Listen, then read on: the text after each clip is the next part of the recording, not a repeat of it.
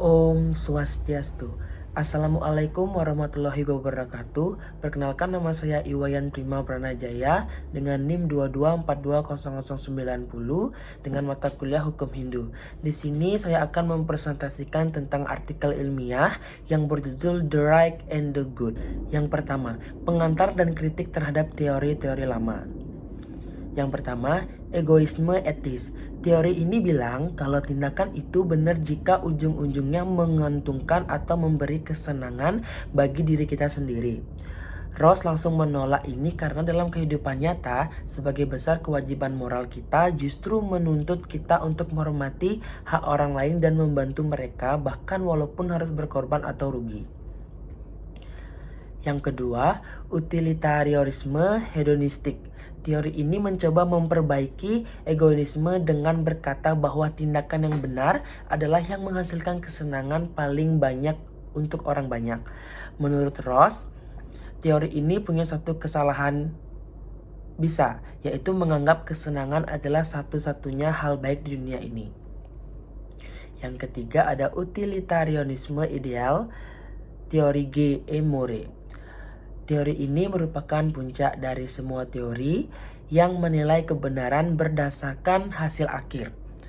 Moore berpendapat bahwa tindakan yang benar adalah tindakan yang menghasilkan kebaikan, total paling maksimal dibanding pilihan tindakan lainnya. Dua pilihan ekstrim yang ditolak Ross. Yang pertama, pandangan Immanuel Kant sangat kaku. Kant bilang ada kewajiban mutlak yang sama sekali tidak boleh dilanggar dalam kondisi apapun.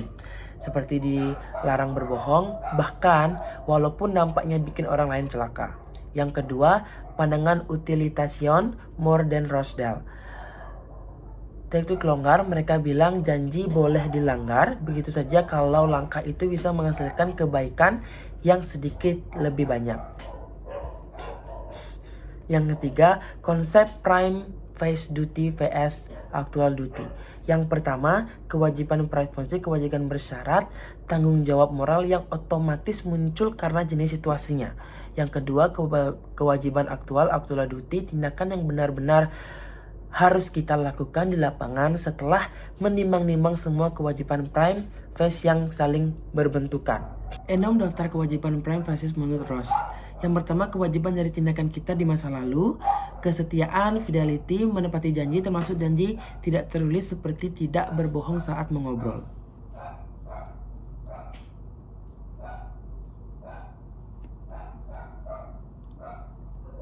Ganti rugi, reparation, memperbaiki kesalahan atau bayar ganti rugi kalau pernah merugikan orang lain. Yang kedua, kewajiban terima kasih atau disebut gratitude, membalas kebaikan atau jas yang pernah diberikan orang lain kepada kita. Yang ketiga, kewajiban keadilan atau disebut dengan justice, memastikan kebohongan atau hadiah dibagikan secara adil sesuai jasa atau nilai moral masing-masing orang. Yang keempat, kewajiban berbuat baik atau benefit, membantu meningkatkan kondisi orang lain supaya lebih baik, pintar, atau bahagia. Yang kelima, kewajiban meningkatkan diri, self atau improvement, berusaha membuat diri sendiri menjadi lebih baik dalam hal moral dan kecerdasan. Yang keenam, kewajiban tidak mencelakai atau non-maleficence, wajib untuk tidak menyakiti atau merugikan orang lain.